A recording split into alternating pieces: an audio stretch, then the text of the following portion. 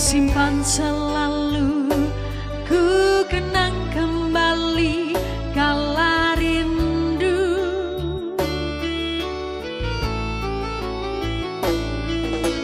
Biru bulu burung merah, sebiru laut di sana, sebiru rinduku, sebiru rindumu kelabu. Masih ada yang tertinggal di sini di mataku, selendang biru darimu, hadiah ulang tahunku.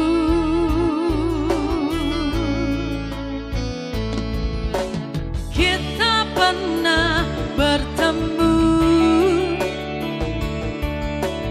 walau hanya seminggu, tapi memang nasib membawa kau pergi dariku.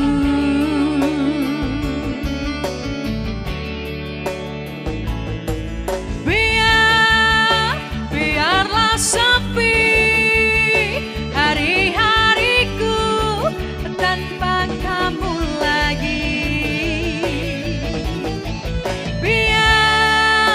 Biar ku cari jalan hidupku tanpa kamu lagi. Aku yakin di sela hari-hari masih tertinggal di sana cinta untukku. Yang jangan bersedih, hari masih berganti. Yang jangan bersedih, cinta masih bersemi. Yang jangan bersedih, yang lalu biar berlalu.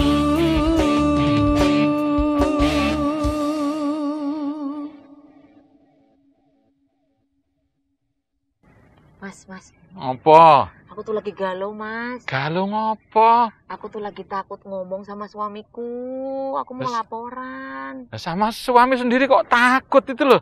Jadi tuh kemarin. Kalau aku takutnya sama suami orang memang. Lah ya sama suami orang ya bener lah. Lah iya takut. kenapa? Takut apa? Kemarin tuh aku mau investasi, Mas. Tapi aku tuh nggak ngomong dulu sama suami. Nah, ini kesalahan. Ini aku ngasih laporan ini gimana? Kan aku awalnya nggak ngomong. Kesalahanmu itu kalau mau invest itu paling nggak tuh suami harus tahu dulu. Artinya kan kalau nanti perusahaan yang kamu masukin investasi nanti untung, dapat dividen, bisa untuk bangun rumah dan lain-lain. Kalau rugi ditanggung bareng. Suami harus tahu. Kok malah takut ngelapor suami? Ya, invest apa toh? Soalnya aku tuh invest kecantikan, Mas. Jadi aku takut. Jadi uang belanja itu yang harusnya untuk rumah tangga tak buat facial. Aku makanya takut. Pakai uangnya suamimu? Untung aku nggak jadi suamimu. Enak aja lebih untung aku nggak jadi istrimu. Tapi namanya investasi itu harus jelas. Karena ini menyangkut uang ya. Betul. Dari mana uang itu berasal, terus kamu untuk investasikan apa, izinnya harus jelas. Iya memang nanti sih. Progresnya juga harus tahu gitu loh. Jadi harus ada laporan gitu ya. Kegiatan penanaman modal ini harus ada gitu ya. Berarti cocok, Mas, hari ini. Pasta. Betul, episode hari ini kita tuh membahas laporan kegiatan penanaman modal sebagai kewajiban penanam modal di Indonesia untuk melihat realisasi investasi serta sebagai sarana komunikasi antara pemerintah dengan perusahaan atau pelaku usaha. Panjang benar ya kan. Dong. Nah, berarti nanti ini diskusinya bakal menarik dan juga panjang. Bersama dengan 3 narasumber yang sudah hadir. Tapi kita boleh sapa dulu pemirsa yang sudah hadir saat ini. Salam Indonesia. Apa kabar pemirsa? Semoga selalu sehat dan terus menerapkan protokol kesehatan dalam setiap aktivitasnya. Dan tentunya hari ini kembali menyapa Anda. Ada saya Iren Anggun dan juga saya Devio Primus. Tentunya dalam rangkaian acara Pojok Investasi bersama Dinas Perizinan dan Penanaman Modal Daerah Istimewa Yogyakarta. Masih berada di Hyatt Regency Hotel Yogyakarta. Yogyakarta ya. Seperti yang sudah tadi kita sampaikan, temanya panjang sekali. Tentu kita tidak berdua ya Mas ya untuk membahas hal yang tentunya menarik ini. Sudah ada 3 narasumber terbaik yang hadir untuk episode kali ini. Boleh kita langsung sapa dulu, ada Bapak Slamet sebagai Kabak HRD dan General Affair PT Kusuma Sandang Mekarjaya. Halo Pak Slamet, sehat? Sehat, alhamdulillah. Sehat selalu ya. Wah, masa pandemi ini yang penting sehat. Sehat, bahagia, jaga imun. Betul. Itu yang penting Mas gitu. Terima kasih untuk Pak Slamet. Dan selanjutnya ini ada ya beliau tidak kalah cantik begitu. Kita terakhir ketemu ngobrol kopi Mas. Nah, boleh kita langsung sapa. Ini ada Dokter Gigi Hajah Hanum Salsabila MBA. Ini merupakan anggota Komisi B DPRD Daerah Istimewa Yogyakarta. Halo Mbak Hanum, sehat? Mbak Irena, Mas Masih suka kopi? Masih Selalu. Ini kalau ngomongin kopi pokoknya seru nih kalau sama Mbak Hanum. Terima kasih Mbak Hanum sudah hadir. Kapan-kapan kita master bareng. Kalau ngopi kan biasa, kopi paste. Bukan, itu beda. Kopi yang beneran diminum Mas. Oh iya. Dan selanjutnya boleh kita sapa juga, ini sudah ada Bapak Dr. Andes Marcelinus Soekarno Tripandan Raharjo MPA. Beliau ini sebagai Kepala Bidang Pengembangan Pengendalian Penanaman Modal Dinas Perizinan dan Penanaman Modal Daerah Istimewa Yogyakarta. Halo Bapak, sehat Pak? Salam sehat selalu Mbak Irna, Mas Dibyo. Luar biasa ini. Tetap tepuk semangat tangan pokoknya. Dulu dong buat 3 narasumber kita. Enaknya kita manggilnya Mas Marcel atau Mas Pandan ini? Wah, Soekarno saja. Jadi lebih keren loh, Soekarno aja gitu. Mana Soekarno? Iya itu Oh saja. iya, merdeka gitu. Biar mudah dikenal, mudah diingat. Betul sekali. Baik, ini berarti Bapak Soekarno sudah hadir. Terima kasih banyak. Ini untuk tema hari ini mengenai laporan kegiatan penanaman modal. Mungkin kita langsung ke Pak Soekarno terkait dengan LKPM. Ini sebenarnya yang wajib untuk LKPM ataupun untuk membuat laporan kegiatan penanaman modal. Ini siapa saja sih Pak? Mbak Irna, Mas Dibyo, dan juga Bu Hanum, Pak Slamet, dan pemirsa semuanya. Kalau kita bicara tentang LKPM, kita juga bicara dulu terkait dengan ketugasan dinas DPPM. Ya. Memang di situ ada 3 hal besar yang harus kita lakukan terkait dengan perizinan, kedua terkait dengan penanaman modal, dan ketiga terkait dengan kerjasama luar negeri. Nah, di dalam penanaman modal itu salah satunya ada kegiatan yang sifatnya untuk memantau investasi yang ada di DIY khususnya. Nah, dalam hal ini ada laporan kegiatan penanaman modal. Nah, itu pada prinsipnya kewajiban yang harus dimiliki, harus dilakukan oleh perusahaan apabila dia berinvestasi, harus melaporkan realisasi investasinya. Perlu kami sampaikan ke pemirsa dan juga Mbak Iren dan juga Mas Dibyo, sebelum mengajukan izin itu kan ada membuat NIB. Nah, di dalamnya itu ada juga mengisi rencana investasi. Seperti tadi disampaikan juga dalam pembicaraan di awal, jadi kan mau investasi itu kan ada rencana investasi. Nah, saat rencana investasi itu kan kalau hanya rencana tok, sampai sejauh mana kita nggak tahu. Nah, itu makanya ada kewajiban terkait dengan laporan kegiatan penanaman modal. Nah, di dalamnya adalah melaporkan realisasi investasi. Kalau di izinnya di awal itu kan rencana. Nah, kalau di LKPM-nya itu realisasinya. Sehingga sudah sejauh mana sampai saat ini perusahaan tersebut melaporkan atau kondisi investasinya ada masalah apa tidak di situ. Sejauh mana dia sudah menginvestasikan rencananya. Nah, di situ juga terkait dengan bagaimana kita komunikasi antara pemerintah dengan perusahaan di dalamnya itu melalui LKPM, karena di situ juga akan harus mengisi adanya permasalahan dan sebagainya. Begitu. Ya. Jadi intinya adalah LKPM merupakan kewajiban yang harus dilakukan oleh perusahaan. Ya. Gitu. Ini Mas Karan, ini menarik nih, karena namanya kewajiban berarti di situ implisit melekat juga ada sanksi dong tentunya. Kalau misalnya tidak melaporkan itu. Iya, tentunya begitu Mas Dibyo. Tetapi kan kita tidak menakut-nakuti, tidak menakut ya. Apalagi sekarang ini era digital, digital. Semuanya serba dengan digital, serba dengan sistem. Nah, dengan OSRBA ini nantinya itu sistem yang akan melakukan punishment kan seperti itu. Tetapi tidak perlu khawatir. Jadi gini, yang penting kalau semuanya kita semua melakukan kewajiban kita kan tidak ada masalah. Nah, tapi masalahnya gitu ya, seringkali ya itu tadi. Misalnya Mbak Iren investasi, ya kewajibannya laporan ke suami dong, cerita dong kan gitu. Kalau tidak lapor bisa jadi masalah kan gitu. Iya, udah salah duluan tuh berarti saya tuh. Sehingga dengan demikian makanya kita harus selalu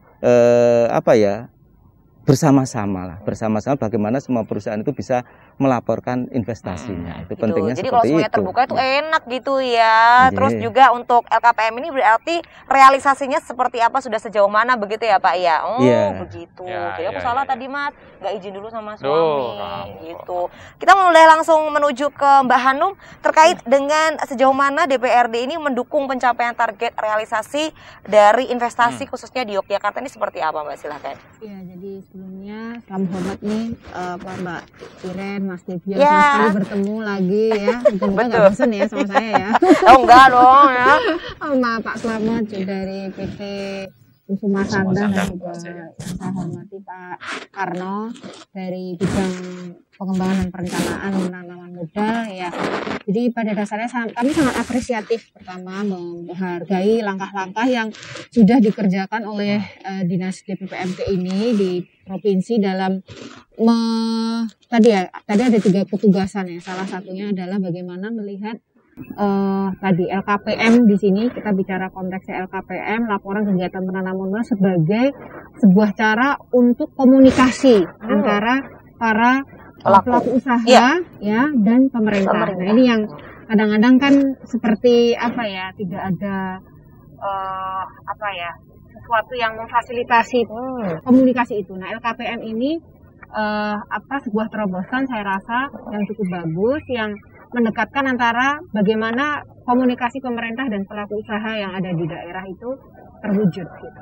Dan saya tadi sempat mendengar gitu ya, memang banyak sih kendala-kendala yang ada di dalam realisasi LKPM ini, banyak sekali. Kendala yang dari dinas atau dari pelaku usaha? Dari pelaku usaha terutama ya. Seperti apa? Karena kan banyak yang mereka tuh belum mengetahui tentang bagaimana cara mengerjakan LKPM ini gitu. Dan juga banyak juga yang merasa itu tadi, kita berharapnya tetap persuasif, kita berharapnya tuh membujuk meskipun ada sanksi tentunya. Namun kalau kita lihat sekarang ini misalnya ya di perusahaan-perusahaan kecil ya atau perusahaan menengah yang tadinya besar jadi kecil, yang tadinya kecil jadi kecil sekali gitu ya. Itu kan juga kemudian pasti mereka ada beban-beban tertentu yang kemudian takutnya mereka justru malah merasa terbebani dengan adanya LKPM ini. Saya tidak begitu paham ya isi dari LKPM itu sejelimet apa, pasti jelimet sekali ya tentunya.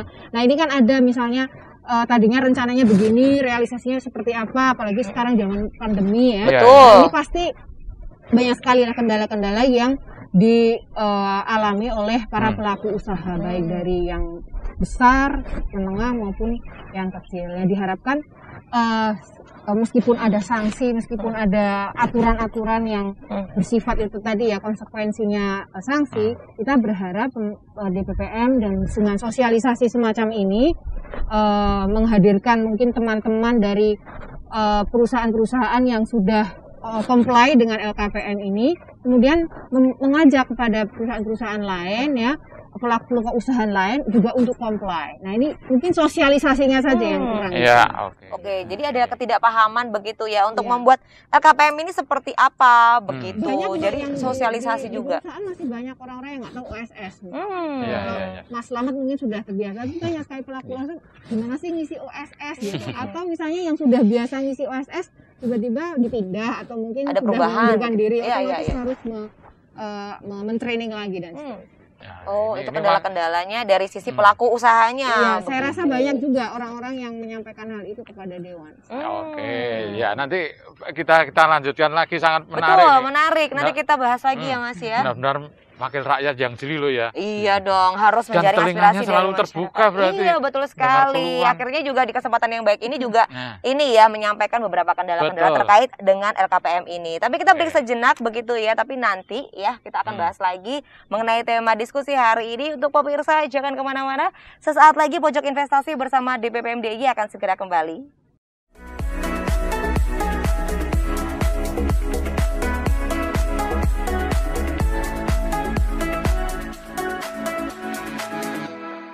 pameran film noir merupakan hasil karya Anin Astiti yang menitik beratkan pada dasar fotografi, yaitu cahaya, yang kemudian memunculkan teknik kamar gelap.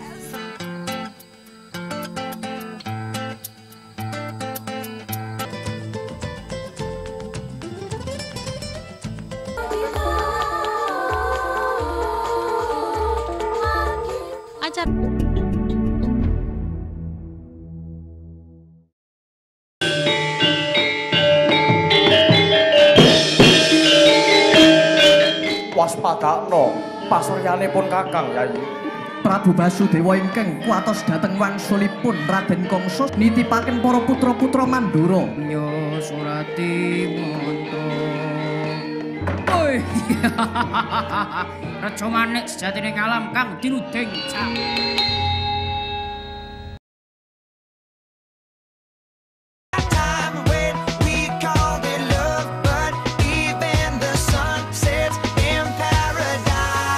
Atau tamannya Pulau Jawa, Magelang dijuluki sebagai kota sejuta bunga. Ibarat bunga, kota Magelang dilihat sebagai kota yang punya banyak pesona. Pemuda pun juga harus mampu berpegang teguh pada jati diri bangsa, yakni kebudayaan.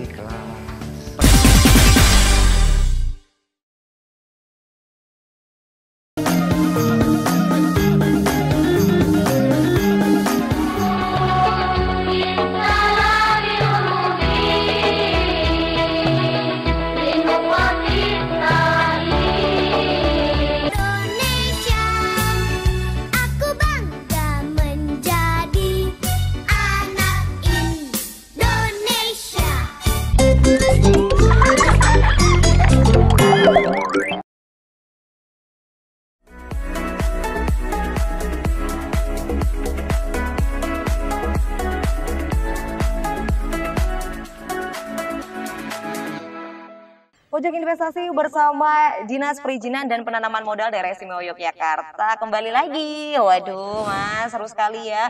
Kalau berbincang bersama dengan 3 narasumber terbaik itu semuanya langsung tas gitu loh Mas. Iya kan? Saling mengisi satu dengan yang lainnya. Ini Mas Slamet belum loh ini. Iya Mas Slamet belum nih. Kita mau dengar dulu suaranya, iya kan? Termasuk kebutuhan primer juga loh ini. Betul. Sandang, pangan, papan, sandang beliau di depan loh malah nih. Betul sekali. Kusuma Sandang. Oh iya. Nah, sebelum kita ke tema ini mungkin untuk Pak Slamet sudah diceritakan terkait dengan PT Kusuma Sandang Mekarjaya. Ini bergerak di bidang apa, lalu seperti apa saat ini? Silakan. Terima kasih Mbak Iren, Pak Dibyo, Pak Karno, Bu Hanum. Terima kasih atas waktunya. Untuk PT Kusuma Sandang Mekarjaya, kita itu bergerak di bidang tekstil, bidang tekstil yang berdiri sejak tahun 89. Jadi hampir 32 tahun kita sudah berdiri. Kita di tekstil sendiri ada produknya, nanti di kain mori, belaco, dan benang kita. Ya, untuk di Kusuma Sandang Mekarjaya adalah PT yang terletak di Jalan Wates, KM 7,4, Balai Catur, jadi masih berada di wilayah Kabupaten Sleman. Yang dari sini kiri jalan ya Mas ya? Kalau dari sini kiri jalan Pak Anjih, leres. Sering lihat Mas Slamet kayak orang baru ketemu, ya kan kamu jangan berniat jahat loh ya. Terus lanjutkan silakan Mas.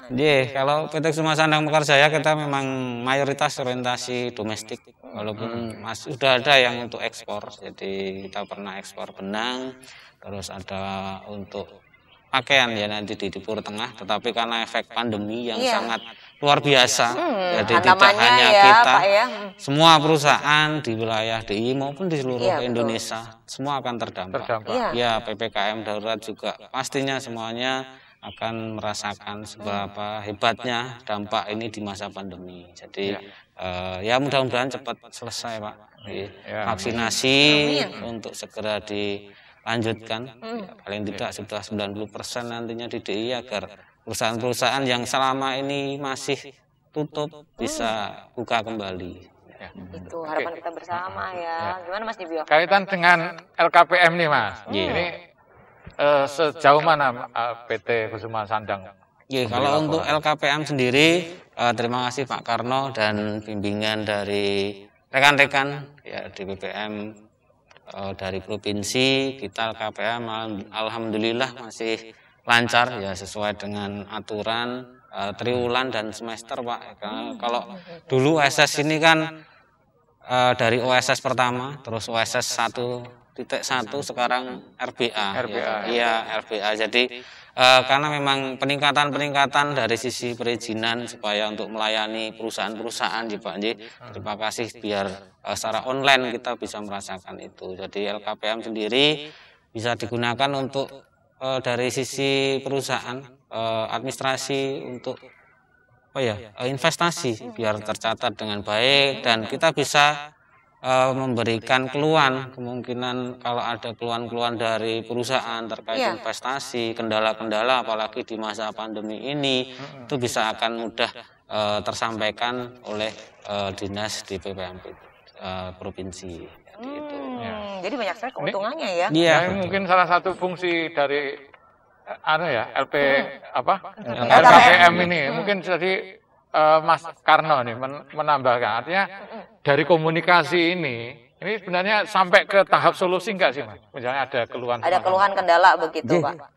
Terkait dengan LKPM ini memang seperti tadi Pak Slamet sampaikan bahwa di situ ada permasalahan yang harus dituliskan di situ. Permasalahan sebenarnya kalau kita bicara LKPM sebenarnya ada 2 tahapan di pelaporan tersebut. Sebenarnya tidak sulit, Bu Hanum, juga kita sampaikan ke pemirsa semuanya. Jadi kalau kita tinggal masuk ke halaman OSS, di situ ada laporan LKPM. Nah, tinggal diklik diikuti saja. Sebenarnya ada dua tahap saja yang ada di sana. Yang pertama terkait dengan tahap konstruksi dan juga yang kedua tahap produksi, kan gitu. Nah, di dua-duanya itu ada intinya kita juga perusahaan itu yang punya akun kan perusahaan, yang isi perusahaan, kita nggak bisa masuk ke sana. Jadi perusahaan sendiri yang menuliskan di sana permasalahannya apa. Nah, nanti masalah-masalah tersebut itu akan dikolek oleh pemerintah pusat melalui BKPM, karena OSS ini kan dari pusat. Nah, di situ nanti ada kolek terkait dengan permasalahan yang ada. Nah, laporan-laporan tadi dari perusahaan diverifikasi berjenjang dari kabupaten, provinsi, pusat. Sehingga harapannya dengan adanya permasalahan yang bisa kita himpun, akhirnya kita ada kegiatan namanya fasilitasi permasalahan. Misalnya, Pak Slamet kok ada permasalahan terkait dengan susahnya impor, misalnya seperti itu. Kita datangkan asosiasi dan sebagainya, kumpul jadi satu, akhirnya ada solusi di situ. Nah, memang BPPM tidak menyelesaikan, tetapi ikut memfasilitasi semua permasalahan. Misalnya ada perusahaan yang kok saya tuh mau nambah listrik kok nggak bisa di wilayah ini. Ya udah, kita datangkan dari pihak terkait, datang duduk bersama, sampaikan permasalahannya, akhirnya ada solusi di situ. Nah, itu kita kegiatan seperti itu. Begitu. Tapi untuk isi dari LKPM ini sebenarnya apa saja sih, Pak, kalau bisa diceritakan? Nah, itu, Mbak, tadi sudah saya sampaikan terkait dengan tadi ada misalnya pada saat konstruksi, saat bangun, misalnya Pak Debyo punya rencana mau bangun rumah kan gitu, saat pondasi, beli tanah dan sebagainya. Nah, itu di awal itu pada saat konstruksi. Nah, saat konstruksi itu pembelian alat-alat, pembelian tanah, nah itu yang dilaporkan. Juga ada permasalahan di situ. Lalu berikutnya terkait dengan produksi. Nah, saat semuanya sudah berjalan, siap untuk beroperasi atau siap produksi, rumahnya sudah jadi, siap untuk berusaha. Nah, itu kegiatan masuk ke produksi di situ. Ada 2 pilihan kan gitu loh. Kalau sudah masuk produksi, itu yang dituliskan di situ terkait dengan penambahan, misalnya ada penambahan aset modal tetapnya, misalnya kok ada rehab gedungnya, itu ya dimasukkan lagi. Ada penambahan gaji karyawan, kenaikan gaji misalnya. Ada investor baru lagi. Itu lain soal. Lain soal. Untuk perbaikan alat mungkin. Nah, perbaikan alat itu masuk juga. Tetapi kalau diproduksi nanti pembelian bahan, upah kerja, dan juga terkait dengan permasalahan pun juga dimasukkan di situ. Ya, itu terkait dengan dari konstruksi ke produksi. Tapi yang perlu diingat adalah sebelum masuk ke laporan produksi, dia harus ada surat pernyataan siap produksi di situ. Nanti ada formnya. Jadi dari laman OSS itu, dari oss.go.id nanti sudah ada formnya tinggal diisi, siap produksi, baru bisa memilih untuk laporan yang terkait produksinya gitu. Per 3 bulan ya Mas itu ya? Kalau laporan itu begini, yang wajib sebenarnya itu kan kalau di saya sebenarnya semua pelaku usaha wajib melaporkan LKPM, tetapi ada pengecualiannya. Antara lain misalnya mikro, kalau mikro itu udah baru embrio, nggak usah dibebani laporan lah kan gitu. Betul. Belum apa-apa udah pusing dulu laporannya ya. Itu. Jadi mulai perusahaan yang kecil sampai ke atas itu yang wajib laporan. Tapi kalau kecil pun itu juga masih ada kemudahan. Nah, kenapa? Karena laporannya hanya per semester. Jadi 1 tahun itu hanya 2 kali.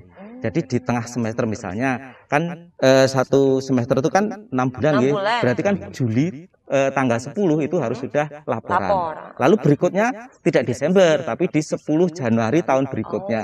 Itu kalau yang kecil. Jadi kalau yang sifatnya nanti yang udah besar gitu, itu 3 bulan sekali. 3 bulan sekali ya seperti tadi saya sampaikan, setiap triwulan bulan berikutnya tanggal 10 itu harus sudah melaporkan. Karena pentingnya pelaporan tersebut, makanya harapan kami juga semuanya tertib laporan kan gitu. Tapi kalau bisa dipresentasi ini kesadaran para pelaku usaha di Yogyakarta sendiri untuk melaporkan atau untuk memberikan LKPM ini sejauh mana Pak? Ya itulah yang jadi kendalanya di kami juga. Kita terkait dengan kemampuan untuk memantau perusahaan juga tidak bisa begitu luasnya cakupannya, sehingga memang ke depan kita perlu ada inovasi, mungkin dengan bantuan nanti dari Bu Hanum itu kita bisa berkoordinasi, akhirnya kita bisa bersama-sama bagaimana mengingatkan perusahaan supaya bisa wajib yang ngelapor LKPM itu semakin banyak kan gitu. Karena pentingnya itu Mbak Irin, Mas Bibil, terkait dengan laporan itu kan untuk perhitungan pertumbuhan ekonomi DIY. Jadi mungkin kita melihat, kok sebenarnya perkembangannya pesat, kok tercatatnya hanya sedikit. Nah itu sebenarnya bisa dilihat dari laporan LKPM tersebut, seberapa besar investasi yang tercatat gitu. Baik, langsung ke Mbak Hanum ya. Tadi sudah agak disinggung sedikit nih oleh Bapak karena terkait dengan mungkin pendampingan ataupun mungkin ada program yang sudah dipersiapkan terkait dengan bisa menumbuhkan lagi minat ataupun juga kesadaran para pelaku usaha di Yogyakarta untuk LKPM ini begitu Mbak. Apakah sudah ada begitu rencana-rencana ataupun kisi-kisi begitu? Justru ini malah jadi terbersit banyak sekali tadi program-program yang mungkin kalau bisa nanti di anggaran perubahan kalau bisa di 2021 bagus, kalau bisa juga ya di 2022 gitu. Intinya untuk memperbanyak, tadi kan sudah disampaikan sebetulnya tadi Mas Dewi mengatakan realisasi perwujudan dari komunikasi yang gaduh tadi bagaimana? Kan kalau ini seolah-olah cuma satu arah ya, hanya memberikan LKPM, tapi bagaimana kemudian konkretnya untuk menyelesaikan permasalahan-permasalahan tadi, dan tadi bisa difasilitasi katanya untuk permasalahan-permasalahan pelaku usaha langsung pada pihak yang terkait ya. Betul. Bermasalah. Nah ini perlu diperbanyak saya rasa, dan dilihat mekanismenya seperti apa, karena kan seandainya pertanyaannya atau mungkin permasalahannya perlu semacam ada pengelompokan kategorisasi pertanyaan atau permasalahan yang paling besar itu apa, misalnya kalau ditanya misalnya pajak misalnya gitu ya, relaksasi pajak, tentunya apakah ini bisa mempertemukan antara pelaku usaha dengan teman-teman DPU atau misalnya BJP ya misalnya seperti itu, atau tadi permasalahan kok ekspor susah ya gitu. Nah ini pun bisa dijembatani oleh DPP. Jadi perlu ada mekanisme yang pasti seperti apa, dan yang jelas LKPM ini kan mungkin bisa dibilang orang itu belum merasa perlu melaporkan gitu ya, karena kalau tidak kesandung masalah dengan hal-hal yang berkaitan dengan izin-izin atau betul, kalau belum gitu kayaknya belum sadar ya Mbak, benar. Misalnya harus ikut misalnya tender dengan pemerintah, nah baru LKPM-mu, baru benar bahasa Inggrisnya kedandapan ya Mbak. Nah ini kan kalau bisa jangan hanya karena akan ikut kegiatan-kegiatan bersama pemerintah baru dipenuhi. Kalau bisa ya tertib administratif, tertib regulasi itu juga tetap Karena tadi untuk pertumbuhan ekonomi DIY tadi. Iya, terkait dengan data berarti ya itu sangat penting begitu. Jadi ini untuk kesadaran mungkin masyarakat ya ataupun pemirsa yang menyaksikan saat ini yang belum membuat LKPM nih, ayo ya kan, siapa yang belum membuat? Ini karena penting sekali. Ini juga setuju ya apa yang tadi disampaikan oleh Mbak Hanum terkait dengan LKPM ini adalah sebagai ya komunikasi ya antara pelaku usaha dan juga pemerintah ya. Inilah wujudnya begitu, kalau bisa ya dua arah gitu. Nah, betul, dipertemukan. Baik, menarik sekali, kita akan lanjutkan lagi, tapi sayang sekali kita harus break dulu. Pemirsa jangan kemana-mana, sesaat lagi Pojok Investasi bersama DPPMDI akan segera kembali, jangan kemana-mana.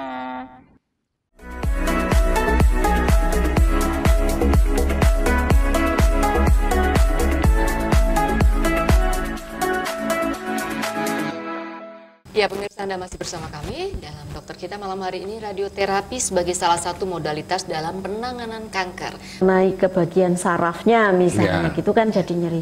Tapi kalau tumor itu diangkat, salah satu pengobatan nyeri adalah dengan dioperasi tadi. Menarik Mbak Dinda, tadi dokter Endang mengatakan tripoli ya. Artinya ada polidepsi, poliuri, dan polipagi. 60 tahun itu loh, perutnya Anda nggak kuat yang sebelah kiri. Jangan terlalu ego. Jangan terlalu ego. Jangan terlalu egois. Ego itu membuat Anda sarafnya itu nggak baik semuanya. Jadi ternyata memang kita tuh bisa mengaktifkan hal-hal di dalam tubuh kita sendiri. Dan kita bisa menyembuhkan tubuh kita, bahkan orang lain. Betul. Jika Allah mengabulkan doa kita, walaupun udah 26 tahun nggak punya keturunan, fakta ternyata.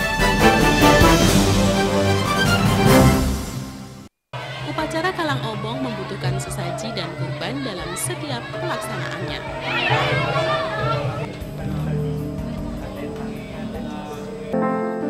Kekayaan seni budaya bumi di Gunung Kidul dan kota Yogyakarta tak henti-hentinya bersinar.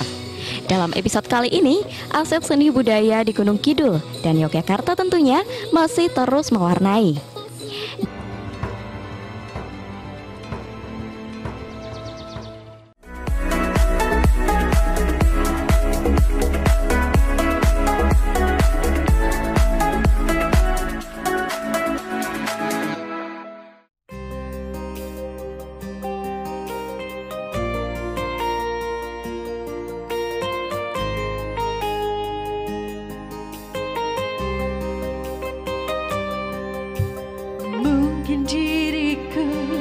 Harus pergi dari dirimu selamanya, atau ku harus mengakhiri kerinduanku, namun tak bisa. Kini diriku telah kau bagi, tak sanggup ku hadapi semua ini. Aku tak biasa bila tiada kau di sisiku. Aku tak biasa bila ku tidur tanpa belayanmu. Aku tak biasa bila tiada kau di sisiku. Aku tak biasa bila aku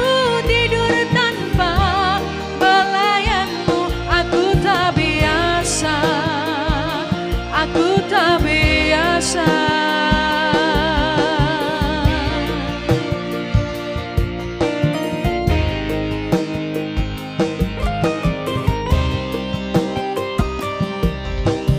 Mungkin diriku harus pergi dari dirimu, namun tak bisa.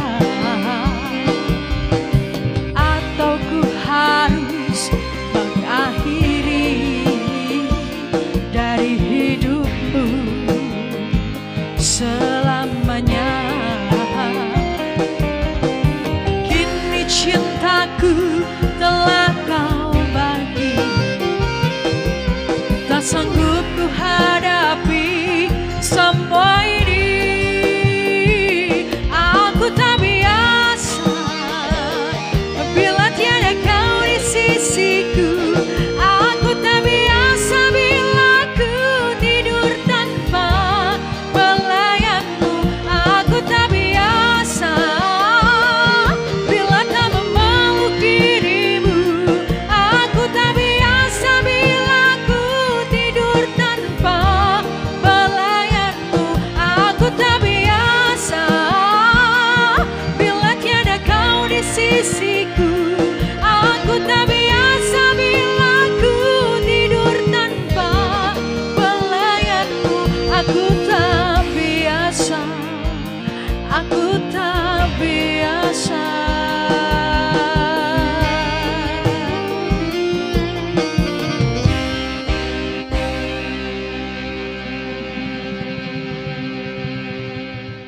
Terima kasih pemirsa untuk Anda yang masih setia bersama kami di Pojok Investasi bersama Dinas Perizinan dan Penanaman Modal Daerah Istimewa Yogyakarta. Tema hari ini seputar LKPM ataupun laporan kegiatan penanaman modal. Banyak sekali ilmu-ilmu yang sudah diberikan oleh Pak Karno terkait dengan LKPM, lalu juga Mbak Hanum, begitu kan, apa yang dirasakan oleh para pelaku usaha, kesulitan-kesulitan seperti apa. Boleh kali ini kita langsung mendengar di lapangan ya, karena sudah ada Pak Slamet begitu. Mungkin boleh diceritakan ketika membuat ataupun juga berproses dalam LKPM ini seperti apa, apakah kendala-kendalanya ini bagaimana, dan feedback mungkin kalau pernah dilaporkan kepada DPPM ini feedbacknya seperti apa. Silakan Pak Slamet. Terima kasih Mbak Iren. Untuk LKPM sendiri ya, kita di PT Kusuma Sandang Mekarjaya kebetulan saya sendiri sudah beberapa tahun untuk LKPM dari DPPM. Mungkin dulu masih di kantor di Jalan Nanu ya Pak ya, sekarang sudah pindah di dekat JEC di Janti. Kami ngikutin loh Pak. Ya. OSS sendiri sudah beberapa kali, ya 3 kali nih Pak, mungkin tahapan mungkin dari OSS yang pertama terus 1.1, sekarang ada OSS RBA yang mungkin masih tahap pembangunan sistem ya Pak. Jadi untuk LKPM sendiri memang masih banyak kendala mungkin kalau di tempat di lapangan ya, mungkin dari sisi administrasi di kantor-kantor yang mungkin tidak terlalu paham, tetapi untuk LKPM sendiri banyak manfaat yang akan kita dapatkan, seperti yang pengalaman kami di masa pandemi ini kemarin kita untuk seperti IUI itu harus efektif dari OSS nih. Jadi harus efektif itu dari OSS, kalau tidak efektif berkaitan dengan mungkin izin yang sekarang baru genjar-genjarnya adalah IOMKI yang dari SIINAS ya. Jadi kalau memang dari LKPM-nya tidak tertib pun kita juga untuk IUI-nya juga nanti akan banyak terkendala kalau memang itu tidak lengkap LKPM-nya. Terus permasalahan yang ada, kita sudah tertib untuk laporan, dan dari tim Pak Karno terima kasih sekali sudah banyak membantu kami dari tim-tim yang ada di lapangan, mungkin yang sudah untuk datang ke tempat kami. Banyak permasalahan yang ada di lapangan cepat selesai untuk tertangani. Jadi mungkin kemarin IUI efektif untuk ngejar IOMKI juga sangat cepat sekali pelayanannya. Jadi terima kasih. Masih perlu ditingkatkan mungkin sosialisasi Pak Karno, sosialisasi ke pelaku usaha, dan banyak juga mungkin dari teman-teman yang mungkin masih belum terlalu paham untuk LKPM sendiri ini bisa dilihat nanti di DPPMP itu dari provinsi sebetulnya sudah ada aran-aran, tinggal kita masukkan saja. Di situ ada investasi saat kita perencanaan, saat produksi, dan nanti kan ada komersial juga ya Pak. Jadi terima kasih sekali dari DPPMP yang sudah selalu memberikan arahan kepada kita dan kemudahan-kemudahan. Jadi kalau dari kami sendiri, kalau kita tidak dekat dengan DPPMP pun kita juga akan susah nanti untuk perizinan-perizinannya. Jadi kita dari tim-tim yang ada itu saya rasa bagus, dari tim DPMP Pak Karno sudah bisa mungkin langsung secepatnya datang ke kita ataupun kita datang ke DPMP, pelayanan juga bagus. Tapi ya sekali lagi mungkin ada beberapa perizinan yang ada di perusahaan-perusahaan yang tidak hanya keluar dari DPPMP itu yang mungkin jadi kendala juga. Tetapi saya rasa karena pertama kali OSS diterbitkan atau dilaunchingkan itu kan untuk membantu pelaku usaha ya, biar semua perizinan itu bisa lewat online, tidak harus ke kantor pakai hard copy Pak. Jadi semuanya kemudahan-kemudahan itu yang nantinya bisa dimanfaatkan oleh setiap perusahaan. Kalau Mas Slamet sendiri biasa mengerjakan laporan ini butuh waktu berapa lama nih Pak? Kalau untuk laporan Pak tidak terlalu lama Pak, 30 menit aja sudah selesai. 30 menit? Ya, yang penting datanya apa sudah saja yang perlu disiapkan Mas? Ya, yang pertama data investasi kita selama triwulan itu investasi saat produksi atau saat sudah komersial pun atau perencanaan itu sudah siap. Terus nanti ada data pekerja di situ, ada data pekerja kita berapa, modal kita berapa. Terus nanti ada permasalahan-permasalahan yang timbul saat ini, mungkin di masa pandemi ini ya kita masih ada masa percobaan untuk buka operasi juga dan lain-lain. Jadi tidak lama Pak untuk pelaporan rata-rata 30 menit selesai ya. Selesai, yang penting datanya harus secara sistematis sudah disiapkan selama di triwulan ini. Ya mungkin di teman-teman setiap perusahaan sudah ada admin tersendiri untuk menyiapkan ini. Ya kemungkinan besar juga sudah akan disiapkan oleh di tim accounting ya Pak ya. Setiap investasi kan pasti akan tercatat. Gak mungkin setiap perusahaan ada investasi tidak tercatat kan, jarang sekali. Jadi itu yang penting data sudah siap. Ini akan lebih cepat nanti seperti itu. Saya ke Mas Karno nih Mas. Boleh. Mas, namanya laporan ini kan bisa diterima, bisa juga ditolak. Artinya dalam arti harus direvisi. Kalau laporan diterima itu biasanya upacara ya. Inspektur upacara laporan mesti diterima. Iya, bukan yang itu, beda. Kalau laporan menyangkut investasi, ada yang tolak nggak nih Mas? Oh iya. Biasanya rata-rata kenapa gitu Pak? Ya sebenarnya gini, kalau kita melaporkan, jadi perusahaan sudah melaporkan itu bukan serta-merta terus selesai, tidak. Tetapi dia harus memantau status dari laporan tersebut. Misalnya, ya kayak misalnya Pak Dibyo pesen apa kan gitu kan, biasanya statusnya baru dibuat, baru berjalan, udah nyampe selesai. Ya itu bisa seperti itu. Itu juga seperti di LKPM juga seperti itu. Jadi misalnya belum terkirim berarti masih draft kan gitu. Jadi kalau nanti sudah dikirim berarti kan baru terkirim. Nah, tapi di situ akhirnya ada verifikasi berjenjang. Nah, setelah terkirim itu juga belum selesai, masih dipantau juga sampai nanti akhirnya disetujui, karena saat terkirim itu kan harus diverifikasi secara berjenjang kabupaten, provinsi dan pusat. Misalnya kok ini kayaknya tidak wajar, akhirnya ada catatan-catatan yang dikembalikan ke perusahaan adminnya kan gitu.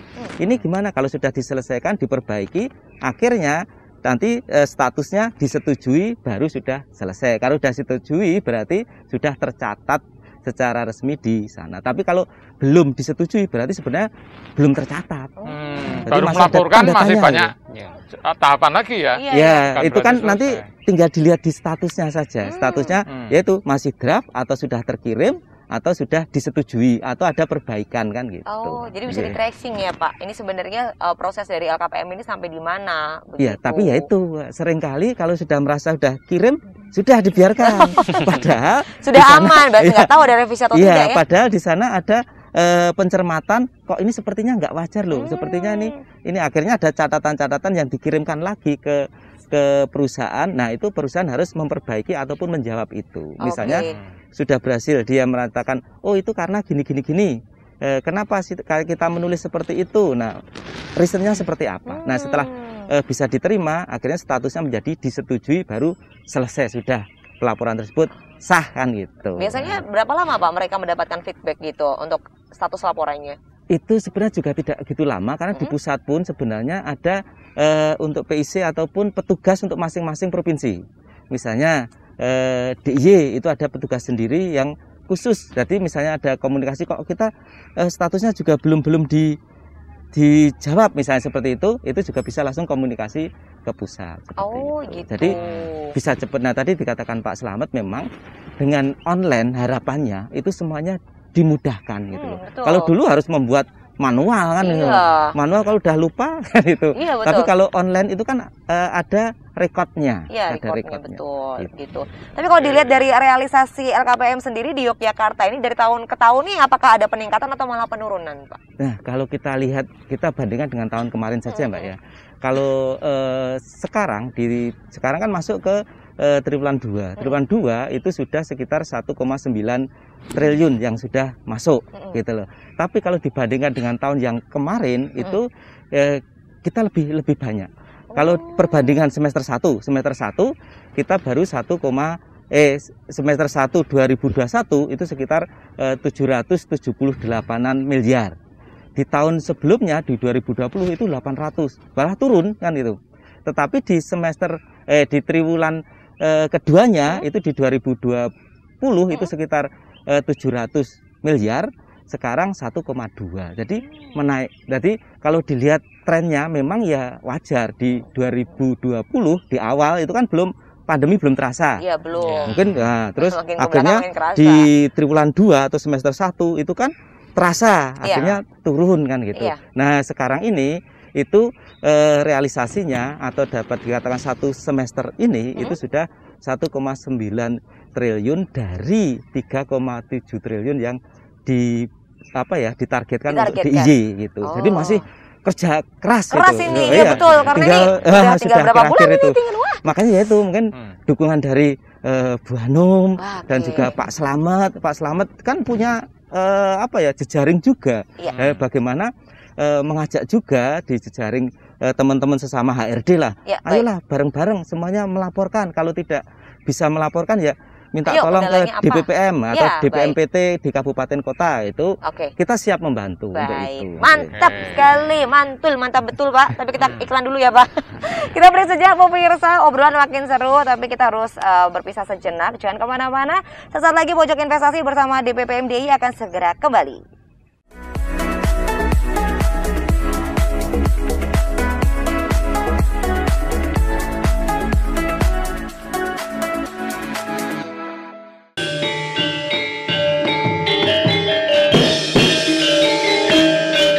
Waspadakno pasuryanipun Kakang Yayi. Prabu Basudewa ingkang kuatos dhateng wangsulipun Raden Kangsa nitipaken para putra-putra Mandura. Nya surati mantra. Oi. Reja manik sejatine alam kang dinuding cak.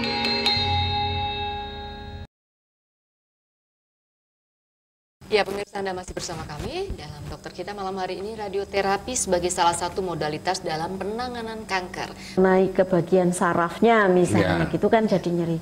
Tapi kalau tumor itu diangkat, salah satu pengobatan nyeri adalah dengan dioperasi tadi. Menarik Mbak Dinda, tadi dokter Endang mengatakan tripoli ya. Artinya ada polidepsi, poliuri, dan polipagi. 60 tahun itu loh, perutnya Anda nggak kuat yang sebelah kiri. Jangan terlalu ego. Jangan terlalu ego. Jangan terlalu ego. Ego itu membuat Anda sarafnya itu nggak baik semuanya. Jadi ternyata memang kita tuh bisa mengaktifkan hal-hal di dalam tubuh kita sendiri. Dan kita bisa menyembuhkan tubuh kita, bahkan orang lain. Betul. Jika Allah mengabulkan doa kita, walaupun udah 26 tahun nggak punya keturunan, fakta ternyata.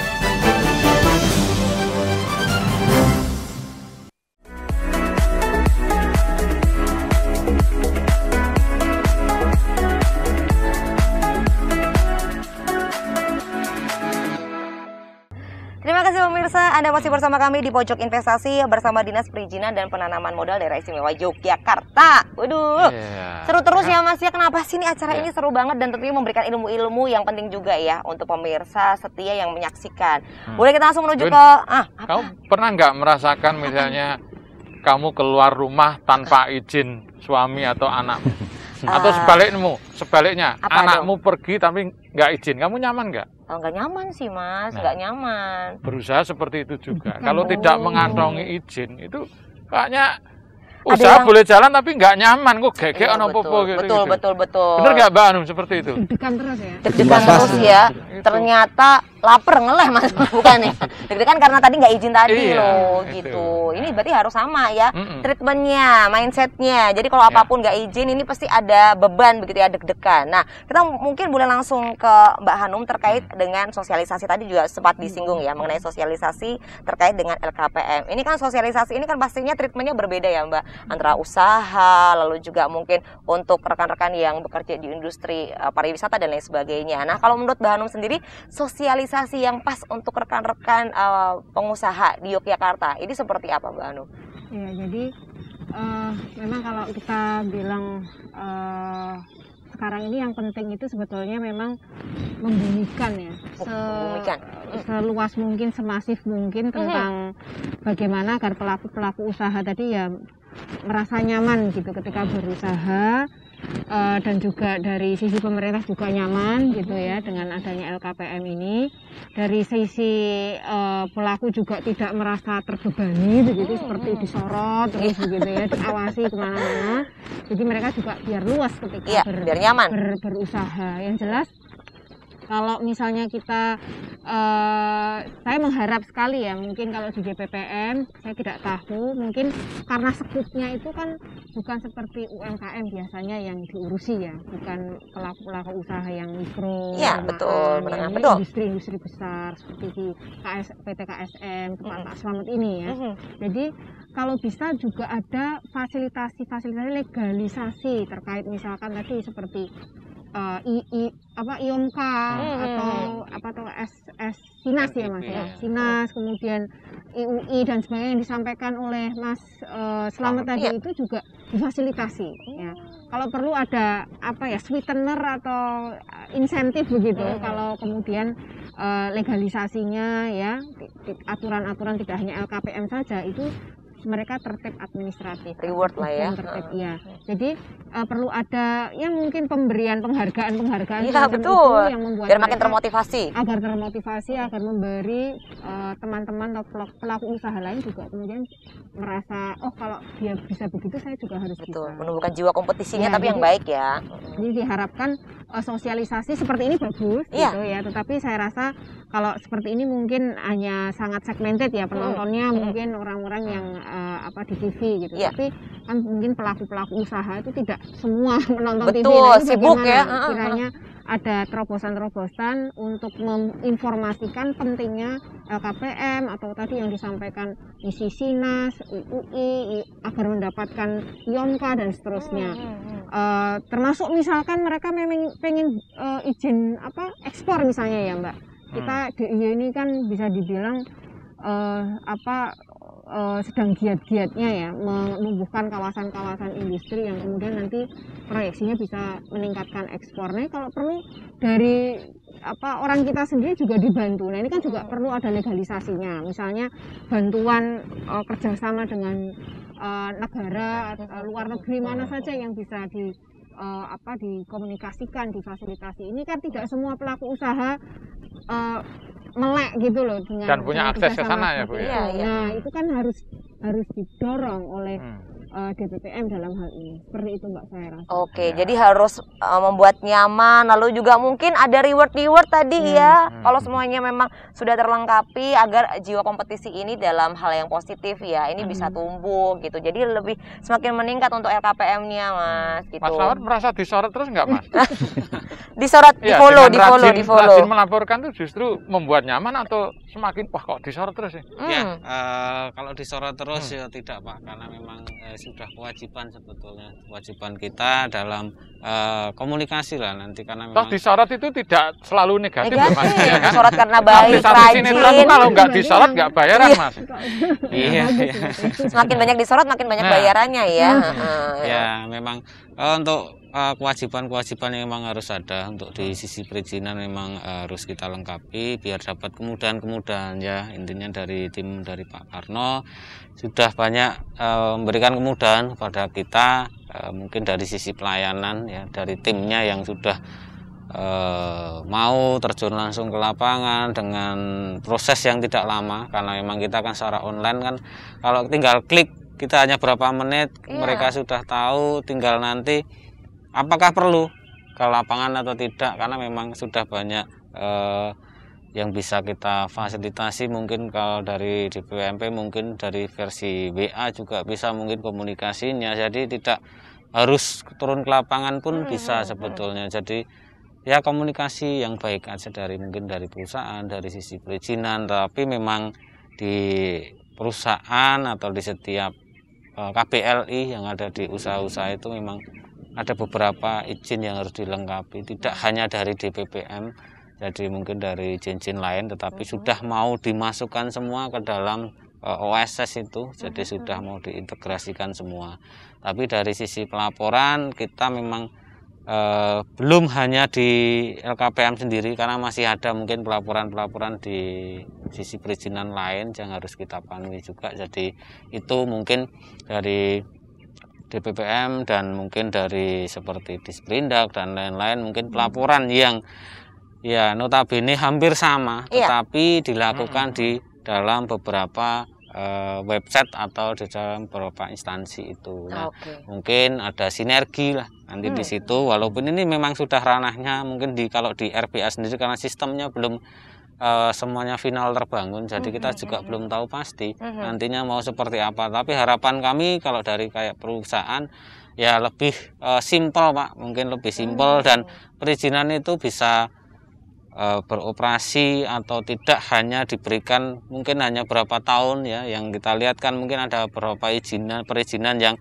hanya bertahan 1 tahun 2 tahun itu yang juga menyulitkan kadangkala juga karena memang ya belum semuanya perizinan kan 0 rupiah ya Pak ya, jadi masih dari sisi perusahaan di masa pandemi ini memang sangat-sangat berasa supaya kita bisa berjalan gitu untuk mengoptimalkan dari sisi produksi kita untuk kesejahteraan karyawan juga, karena kita juga masa pandemi banyak orang nganggur juga kita juga berpikir untuk itu bagaimana dari sisi perizinan pun akan lebih simpel, lebih mudah kita akses, kita penuhi, dan dari tim Pak Karno pun juga akan mudah untuk pengawasannya juga. Oke, ini sekalian curhat nih, soalnya mumpung ada Pak Karno. Tapi mungkin boleh kita juga mau nanya juga nih ke Pak Karno terkait dengan program ataupun siasat begitu. Apakah sudah ada dipersiapkan oleh DPPM ini agar LKPM ini terus meningkat Pak? Karena kan sekali lagi ya, ini waktunya ini udah bulan apa ini ya kan? Untuk akhir tahun ini kita tinggal, kalau Krisdayanti bilang menghitung hari. Nah, ini sudah strateginya seperti apa Pak? Mbak Irin, Pak Dibyo, dan pemirsa Jogja TV yang kami hormati, memang yang bisa kita lakukan kondisi seperti ini ya kita mengoptimalkan jaringan-jaringan yang ada, misalnya dengan WA Group, dengan ya semuanya kita intinya tetap komunikasi kita jalin, karena tugas kami adalah seperti tadi Bu Hanum singgung selaku pemerintah dalam tanda kutip kita selaku yang di bidang perizinan, seperti tadi keluhan Pak Slamet, bagaimana adanya kemudahan-kemudahan lebih simpel lagi. Nah itu akan dengan OSS RBA harapannya semuanya tadi lebih simpel lagi. Lalu berikutnya terkait tadi pengawasan dan juga terkait dengan pelaporan. Nah pengawasan itu ke depan sangat diharapkan kita pengawasan terpadu. Jadi tidak OPD ini jalan sendiri, OPD ini jalan sendiri. Harapannya nanti terpadu, kita satu bersama-sama lah dalam memantau perusahaan itu bersama-sama, sehingga teman-teman sebagai Pak Slamet misalnya tidak ada beban hari ini dapat tamu dari instansi A, besok instansi B dan sebagainya. Mungkin ya Bu Hanum mungkin juga merasakan itu. Nah, harapannya ke depan kita ada tim terpadu. Nah itu amanat dari peraturan perundang-undangan seperti itu ke depan. Nah harapannya juga akhirnya di DIY itu investasi yang ada di DIY bisa berjalan dengan baik, nyaman, aman. Makanya tadi perizinan harus dilengkapi, kewajiban harus dijalankan. Supaya apa? Supaya tadi Pak Slamet sampaikan misalnya mau ada terkait dengan ekspor, impor, barang-barang dan sebagainya, izinnya harus efektif. Nah efektif itu apa sih? Efektif itu ya menjalankan semuanya komitmen dari perizinan itu. Misalnya komitmen-komitmen misalnya Pak Slamet terkait dengan izin yang lain. Nah tadi disampaikan Pak Slamet izinnya DPPM, tapi kan ada rekomendasi dari OPD terkait. Nah akhirnya rekomendasi tersebut didapatkan, akhirnya izin efektif dari OSS dikatakan efektif, sehingga bisa usahanya bisa berjalan dengan baik gitu. Wah, luar biasa sekali. Jadi ini inovasi-inovasi ini sudah dipersiapkan agar semuanya lebih mudah. Tidak ada alasan lagi untuk tidak melaporkan LKPM ya Pak ya. Semoga nanti target dari Pak Karno ini bisa tercapai, bahkan lebih Pak. Amin ya. Harapannya begitu. Amin, luar biasa. Aduh, karena keterbatasan waktu ya sekali lagi ini walaupun seru ya, tapi kita harus berpisah begitu. Tapi yang jelas terima kasih untuk Pak Karno, Mbak Hanum dan juga Pak Slamet begitu ya, yang sudah bersedia meluangkan waktu bercerita, berdiskusi mengenai tema hari ini. Sukses untuk kita semuanya. Sehat selalu, semoga kita bisa berjumpa lagi di lain kesempatan. Dan terima kasih juga untuk Dinas Perizinan dan Penanaman Modal Daerah Istimewa Yogyakarta. Terima kasih untuk Hyatt Regency Hotel Yogyakarta. Tidak lupa terima kasih juga untuk pemirsa yang sudah menyaksikan Pojok Investasi bersama DPPM DIY. Terapkan protokol kesehatan selalu dalam setiap aktivitas Anda. Akhir kata saya Irin Anggun. Sampai jumpa dan salam Indonesia.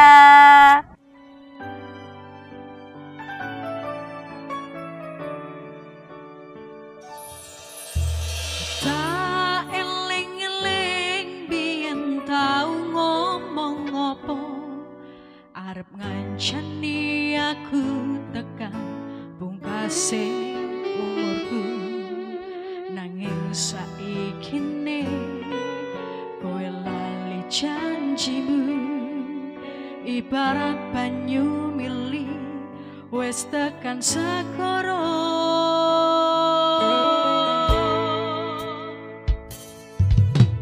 Coba dadi aku kuat po atimu, mesti kowe sambang ora kuat. Aku wis ora pengen loro, atiku wis tenang, wis tak anggap hilang. Layangan sing tetes tondo tresnaku wis pungkas, mabur dhuwur ngalang-alang. Yen tiba dadi kenangan, kowe sing tak eman-eman, ninggalke rasa kelarang.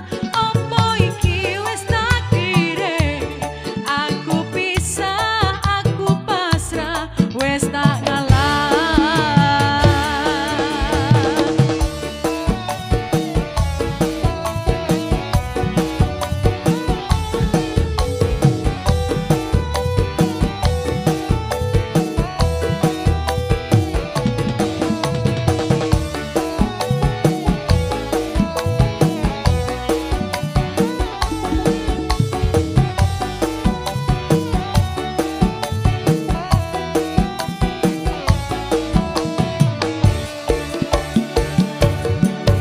Coba dadi aku kuat po atimu, mesti kowe sambang ora kuat.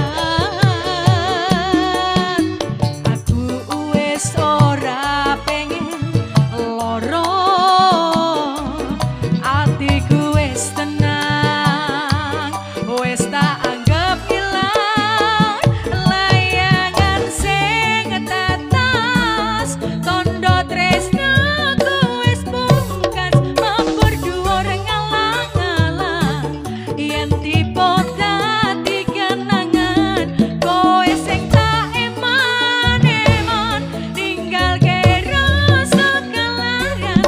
Opo iki wis takdire, aku pisah, aku pasrah, wis tak ngalah. Layangan sing tetes tondo tresnaku wis pungkas, mabur dhuwur ngalang-alang. Yen tiba dadi kenangan, kowe sing tak eman-eman, ninggalke rasa kelarang. Opo iki wis takdire, aku pisah, aku pasrah, wis tak ngalah.